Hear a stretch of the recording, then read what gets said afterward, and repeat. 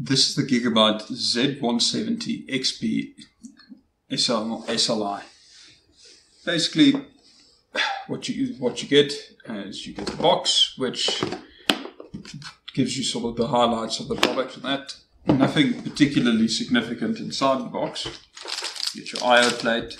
You get a nice little connector for all your buttons on the front panel of your case, an SLI bridge, and a few SATA cables.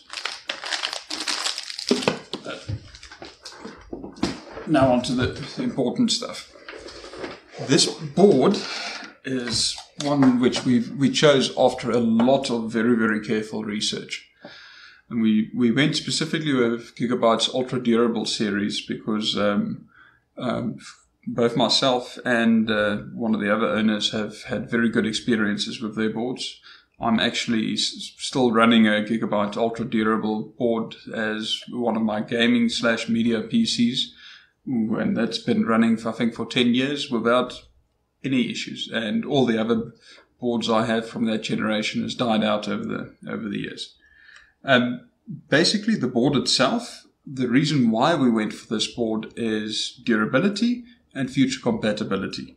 This is one we highly recommend at Easy Gamer because this is the kind of board you'd buy and you'd probably still have it running somewhere 10 years down the line. The highlights of the board is it's socket 1151, which supports your 6th generation of the lower i7 and i5 processors. It's the 65 to 91 TDP power watt category.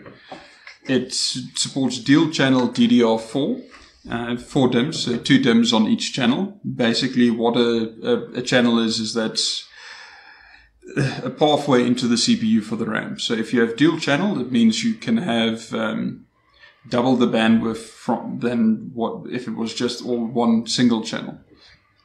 It has 3 PCI Express slots here to support graphics cards. It does support SLI and Crossfire.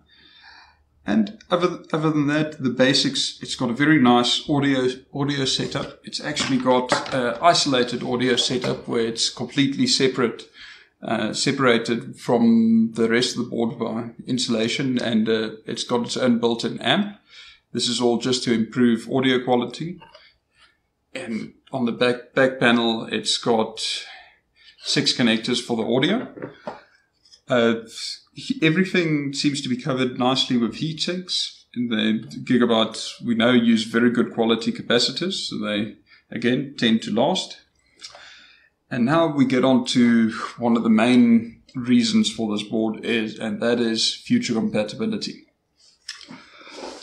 Gigabyte has chosen to include a M.2 slot, which is not only SATA compatible, but also has 4 PCI Express lanes that it can use.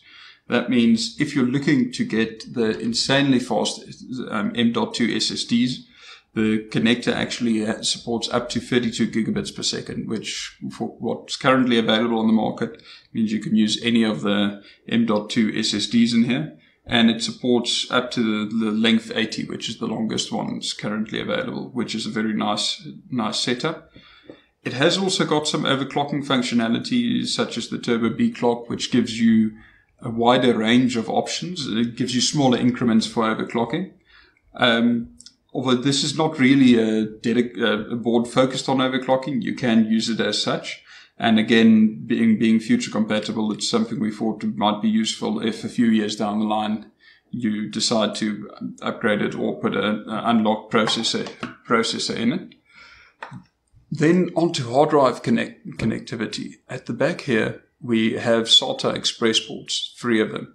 Now, the SATA Express is basically 2 normal SATA free ports with an extra connector.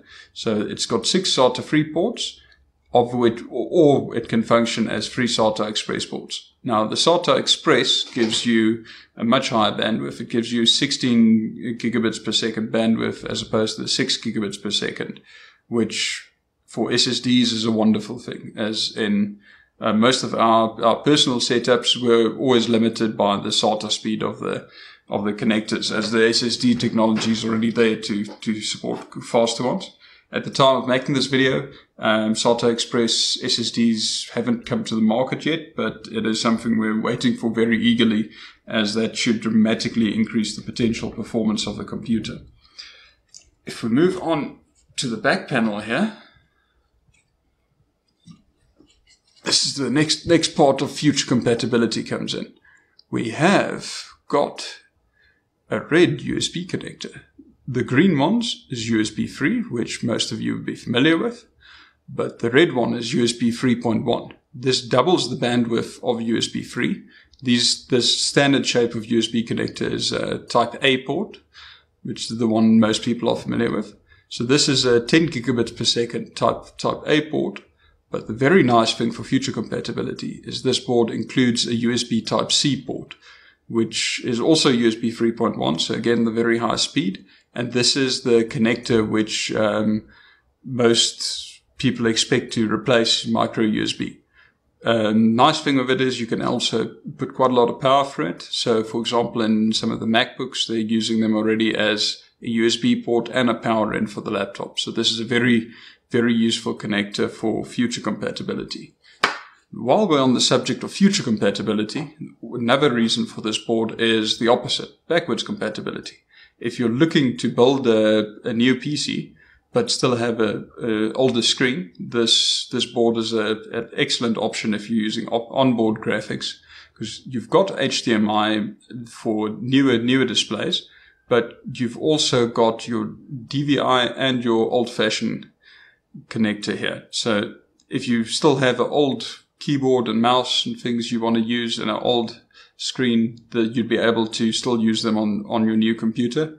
It's even still got the old keyboard and mouse PS2 plug, just some of the gamers prefer it, and it also helps for being able to use old parts which are still in perfectly good condition. Other than that, all you've got at the back here is the LAN connector, some normal USB 2 ports, and again your audio, which we've already touched on. So that's the basics of the board. Now, to give you an idea just quickly of the size of the board and what it looks like if you connect some graphics cards on here, just brought along a few sample graphics cards. Here we have a Gigabyte 950 Extreme Gaming, which is one of our better boards. If you were to put that into the SATA slot, you'd see you actually don't reach your PCI Express ports here, which is wonderful if you can manage that, because it makes it a lot easier adding hard drives later on if the ports are still easily accessible. If however you want to go for something a little larger, like here we have a 980 Ti also from Gigabyte, the G1 Gaming. If you slot that in there, you can still plug them in, but you will probably have to remove the graphics card. There's plenty of space height-wise, so you've definitely got space for the cables and the connectors to fit in here, but you're blocking, in the first port, you're blocking access to them. You still have 4 ports available here, which is nice and convenient, which is reachable, but if you go for a SLI configuration, you block those ports as well.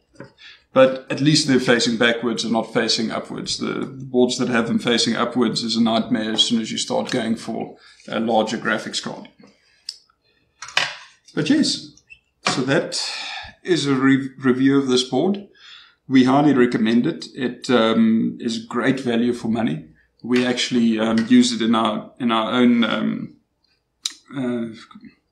setups that use this chipset, purely because in terms of bang for buck, you have all the features of the larger boards. You have got the ultra durable components. The only reason why I could see moving to a larger version of this, which is about double the price, is if you want more M.2 connectivity. But specifically at this stage, the M.2 SSDs are really, really expensive. And if you're willing to wait a little bit, the PCI Express SSDs are going to be available. And then the one M.2 should not be an issue. Hopefully the PCI Express SSDs are going to take off and become cheaper than the M.2, as at the moment the M.2 ones are very, very expensive if you want the high-speed ones. The normal SATA ones are similarly priced, but the high-speed ones are insanely expensive. And that's basically the board. There's plenty of connectors on it for fans as well. You've got your input here for additional power for the motherboard, for CPU and PCI Express reasons. It's got 2 connectors for USB-free front panel. It's got all your backwards compatible connectors there. It's even got a connector here. If you still have one of those old printer ports, you can buy that separately. You can get a connector where you can plug that directly into the motherboard. So in terms of compatibility, this is an excellent board. You've got for backwards compatibility as well, PCI ports still, and the smaller PCI Express ports for the newer cards. So as an overall package, we at Easy Gamer basically looked through every possible motherboard we could find and spent literally weeks researching motherboards. And this is the one that, as of when this video is made, we recommend as an overall best place to buy in terms of value versus having everything to stay future compatible and making your life easy by not having to throw away old hardware. Thank you.